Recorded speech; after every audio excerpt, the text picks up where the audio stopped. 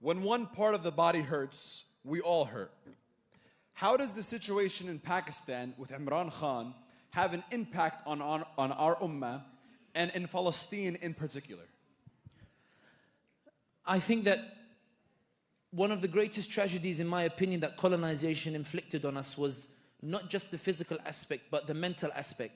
What colonization did was it disconnected us as a body. It tore our limbs from each other, and our memories became disconnected from each other.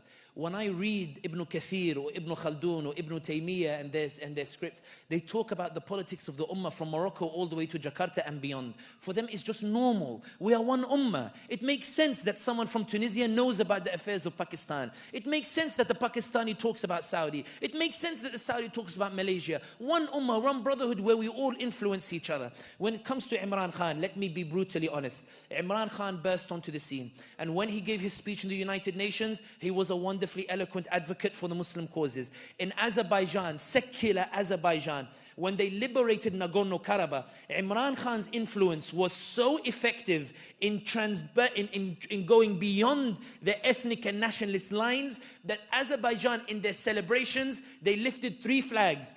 Turkey, which gave them the drones, Azeri flag and Pakistani flag. When Imran Khan emerged onto the scene, there was a shift in the Muslim world that culminated in the Kuala Lumpur summit in 2019. The Saudi Crown Prince and the UAE were so terrified of the Kuala Lumpur summit because they believed if Imran Khan went and attended, Imran Khan would lend a Muslim legitimacy to this conference that was designed to rebuke the de-Islamization policies of UAE and Saudi Arabia, which were looking to introduce alcohol, looking to introduce OnlyFans model concerts, which were looking to introduce casinos into those areas. The Saudis, they threatened Imran Khan. They said, Wallahi, if you go to Kuala Lumpur, we will cut our investments to Pakistan and we will kick out the Pakistanis from Saudi Arabia and you can deal with it. Pakistan must be dependent on us. It cannot be equal to us. Imran Khan, the potential that he was about to bring in terms of establishing an independence. Remember,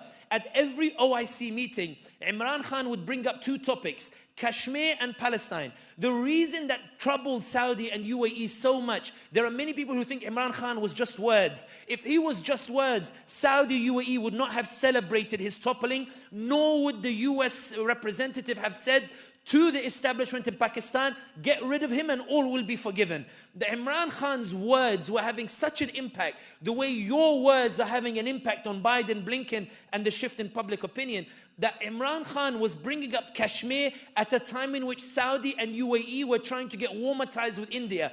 Remember, when Indian Prime Minister Modi's official insulted the Prophet Muhammad sallallahu alaihi wasallam and Sayyidina Aisha radiallahu anha, Modi panicked so much that he issued an unprecedented statement. He said, we respect all religions. His party had never made a statement like that in their entire history. They commissioned an article in Oman and other Arab capitals desperately trying to defend Modi and saying Modi had kicked out the official. Modi was worried that there would be a boycott and that the Muslim nations would punish India.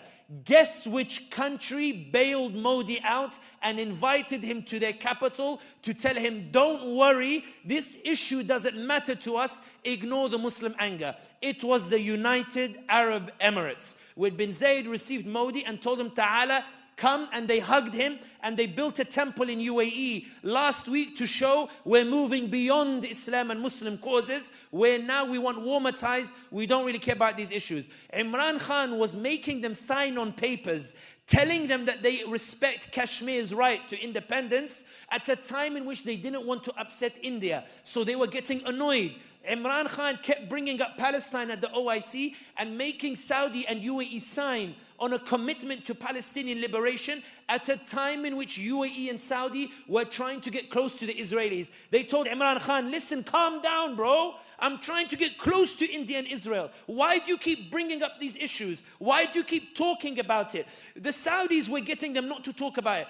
We brought Iggy Azalea and Shakira and Mariah Carey to get them to forget about Palestine, Kashmir. Why are you bringing it up in the OIC? The UAE said we're building casinos and the like to make them Forget about Palestine and Kashmir. Relax. Why do you keep talking about it? Take a few million and shush. And Imran Khan said, I'm not going to shush. Then Imran Khan made the greatest crime in Pakistan. He tried to appoint a chief of staff of the army and appoint an intelligence chief, which is the democratic right of any elected leader. But in Pakistan, apparently, it's haram. It's la yajuz. So they panicked and they kicked him out of power. When they kicked him out of power, you who believe yourselves to be ordinary, do you know why they couldn't arrest him? Because thousands of Pakistanis took to the streets. They tried to arrest him in Zaman Park. They couldn't do it. They tried to, they said, let's hold by-elections just to get rid of PTI. They did the by-elections. PTI won a landslide election in the largest province in Pakistan, in Punjab.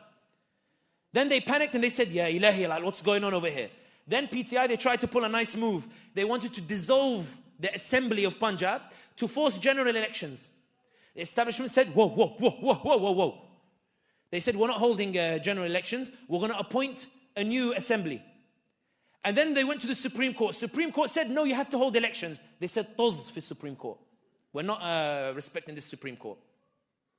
The reason they couldn't arrest Imran Khan was because people were getting like Arab accounts were talking about Imran Khan. They were raising awareness, saying, dude, what's happening to Imran Khan? He's being attacked only because he's certainly raising the awareness. But ya ibadallah, let me tell you something phenomenal about these Pakistani brothers and why I believe the ummah is alive. I refuse to believe the ummah is weak.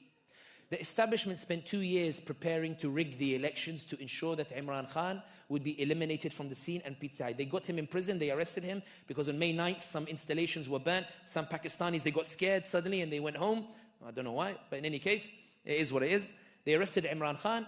They threw 250 charges. They found something about his marriage. Apparently the wife didn't wait for an iddah period or something. Something was so ridiculously disgusting the way they did it. But in any case, they put him in prison.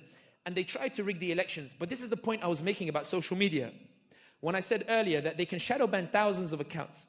They can't shadow ban millions. They can't shadow ban millions of accounts. They can't shut down millions of voices. Because when they tried to rig the elections, what the Pakistanis did was, they went and voted for independents who are from Imran Khan's party. And they came first. They started rigging in broad daylight. I went to bed and there was somebody leading with like 180,000 votes. I woke up the next morning, they reduced it to 90,000 votes. It was rigging in broad daylight. But they were so clumsy at rigging that even international media came out and said it's clearly a rigged election. The reason I give you this context is one, please read about what's happening in your ummah. Please learn about what's happening in your ummah. Please start to take an interest in the communities in your ummah. Please learn to talk about your ummah the way you talk about American football or basketball or the like. Please learn about your ummah and learn about it. But also, in my opinion, if Imran Khan was in power, I think there'd be a much louder voice for Palestine. I think if Imran Khan was in power, there would be a greater shift in the Muslim world that Erdogan would be encouraged to pursue as well. So would Malaysia and the like. I think that Imran Khan in those 3 years showed what the potential huge change can happen in the Muslim world. That's why I believe he was toppled. But more than anything else, it's not just about Imran Khan. What we're seeing in Pakistan is a revolution by the people to push back against an establishment, to say to them absolutely clear, Pakistan was not supposed to serve an establishment, it was supposed to serve the Pakistani people. And for those who say, Sami, but all this is just Pakistan, what does it have to do with me? Ibadallah, I'm proof of it. I'm an Arab. The reason I know so much about what's happening in Pakistan, including the fact they kidnapped a guy called Usman Dar for 20 days. And then he pops up after 20 days on TV and says, Imran Khan told me to go burn military installations. So like clumsy the way they did it. Why does an Arab know this? Because Imran Khan's message resonated.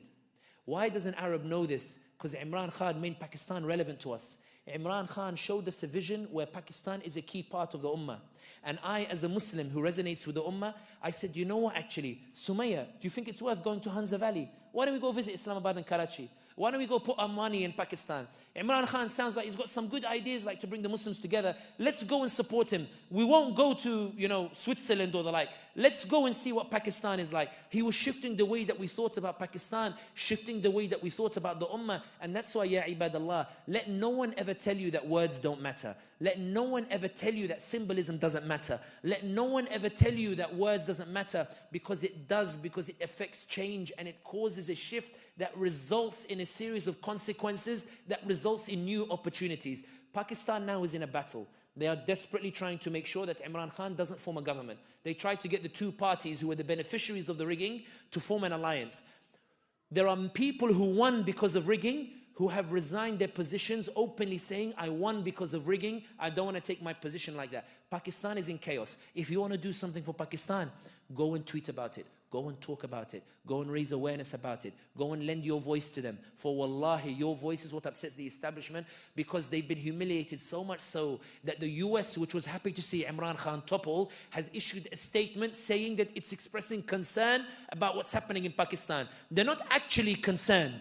They are rather trying to leave a way open in case Imran Khan comes back to power. There's a chance that he might. But the Ummah needs to rally. The same way that you saw you can make a difference on Gaza, you can make a difference on any issue related to the Ummah. Learn about Sudan. Learn about Pakistan.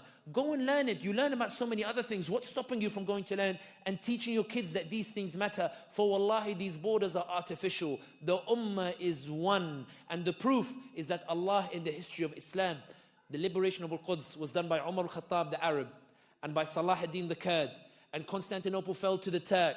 And we have the most profound scholars in our history like Baba Ahmed from the West African kingdoms. And we have some of the greatest poets and scholars from modern-day Pakistan and India. And we have the Mughals, and we have those from Malaysia and India. Every single ethnicity contributed to Islam, because for them Islam was not ethnocentric. Islam was beyond that. Islam was anybody who said, I'm a Muslim. That's why our armies were composed of people from everywhere. Ibadallah, when did the Ummah start believing these borders that were made? Let's look beyond it. Let's learn about it. Because wallahi, in my opinion, if the Pakistanis win in Pakistan, there will be a domino effect on the rest of the Muslim world, inshallah.